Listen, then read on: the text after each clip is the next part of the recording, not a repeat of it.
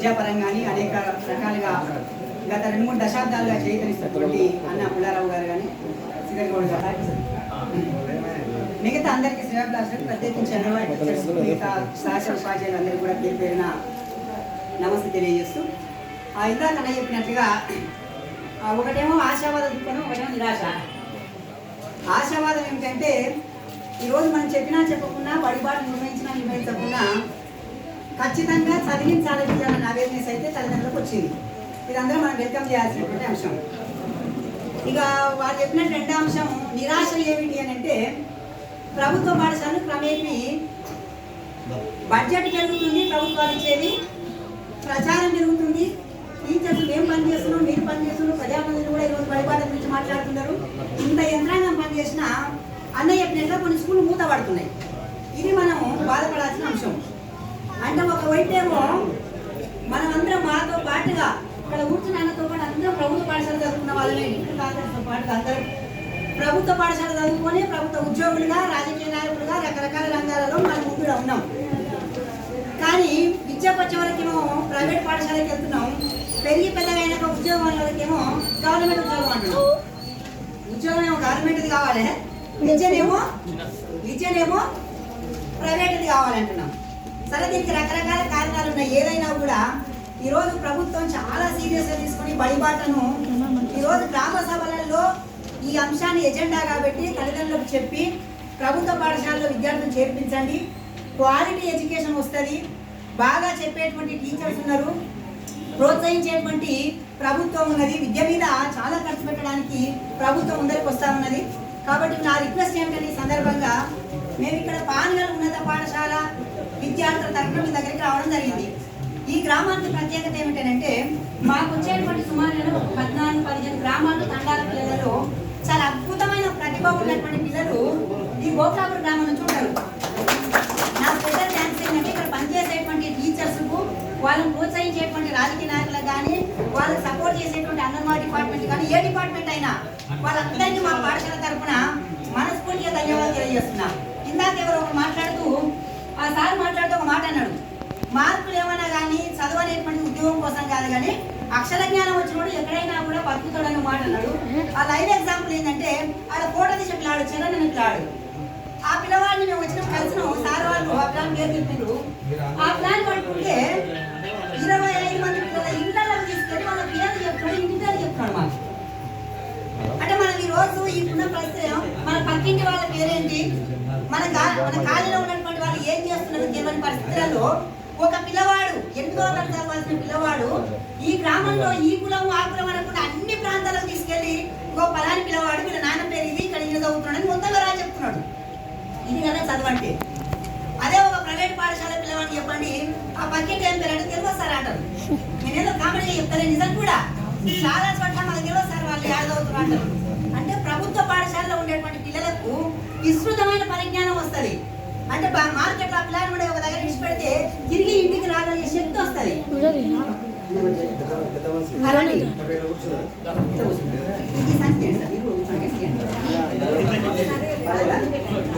తల్లిదండ్రులు ప్రత్యేకించిన రిక్వెస్ట్ ఏంటంటే ఈ గ్రామానికి ఒక ప్రత్యేకంగా విద్యాపరంగా ఇప్పుడు అన్నవాళ్ళ బ్రదరే మనకు శ్రీనివాసరావు సార్ మా ఎగ్జామినేషన్ దాంట్లో అసిస్టెంట్ సెక్రటరీ.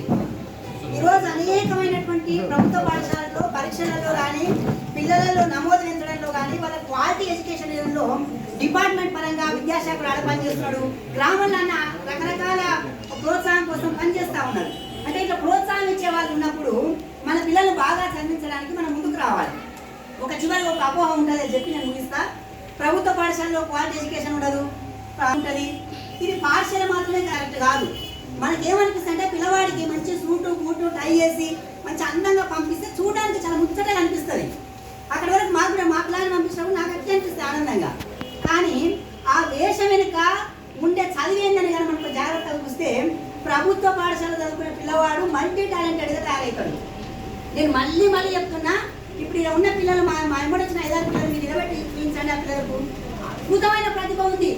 మేము పోయినసారిగా కరపత్రం ఇస్తున్నాం. ఆ కరపత్రాన్ని చాలా స్పష్టంగా తెలుగు చదువుతున్నారు.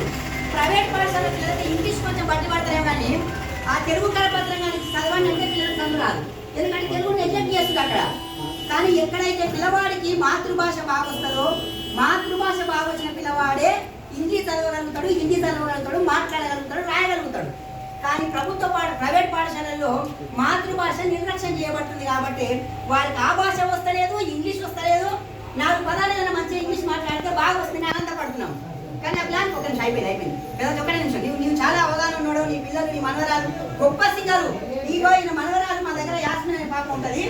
ఎంత అద్భుతమైన సింగర్ అంటే చదువుతో పాటు పాట చాలా బాగా పాడుతుంది.